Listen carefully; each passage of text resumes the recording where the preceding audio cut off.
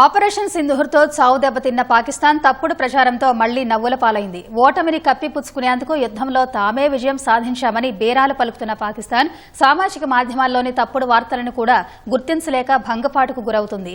బ్రిటన్కు చెందిన ఓ వార్తాపత్రిక పేరుతో వచ్చిన తప్పుడు వార్తని పాకిస్తాన్ పార్లమెంట్లో ప్రస్తావించి ఆ దేశ ఉప ప్రధాని ఇషాక్ దార్ నవ్వుల పాలయ్యారు.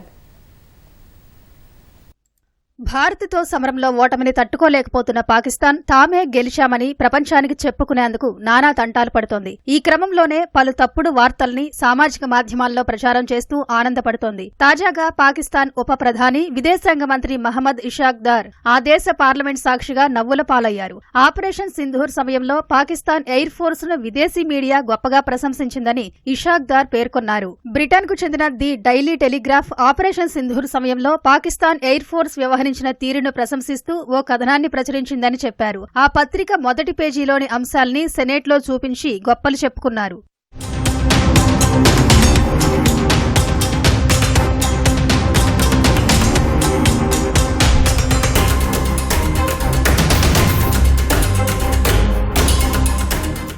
మే 10వ తేదీన మొదటి పేజీలో ఆకాశంలో పాకిస్తాన్ ఎయిర్ ఫోర్స్ కు ఎదురు లేదనే పేరుతో ఓ కథనం ఉంది. అది నిజమని నమ్మిన పాకిస్తాన్ సెనేట్ సభ్యులు చప్పట్లతో తమ వాయుసేనను ప్రశంసించారు. అయితే పాకిస్తాన్ ఎయిర్ ఫోర్స్ కు ఎదురు లేదనే కథనం ఏఐతో రూపొందించిన చిత్రమని పీఐబీ ఫ్యాక్ట్ చెక్ విభాగం తేల్చి చెప్పింది. ఇషాక్ దార్ వీడియోను ఎక్స్ మాధ్యమంలో పోస్టు చేసి ఆయన ప్రస్తావించింది ఫేక్ న్యూస్ అని పేర్కొంది. పాకిస్తాన్ కు చెందిన డాన్ న్యూస్ కూడా అది తప్పుడు వార్త అని తెలిపింది. ఫేక్ వార్తను నిజమని నమ్మించాలని చూసిన ఇషాక్ దార్ పాకిస్తాన్ పార్లమెంట్ వేదికగా నవ్వుల పాలయ్యారు. దీనిపై సామాజిక మాధ్యమాల్లో ట్రోలింగ్ జరుగుతోంది. పాకిస్తాన్ పై భారత్ చేపట్టిన ఆపరేషన్ సింధూర్ ను కీర్తిస్తూ అంతర్జాతీయ మీడియా సంస్థలు ఇంతకుముందు పలు కథనాల్ని ప్రచురించాయి.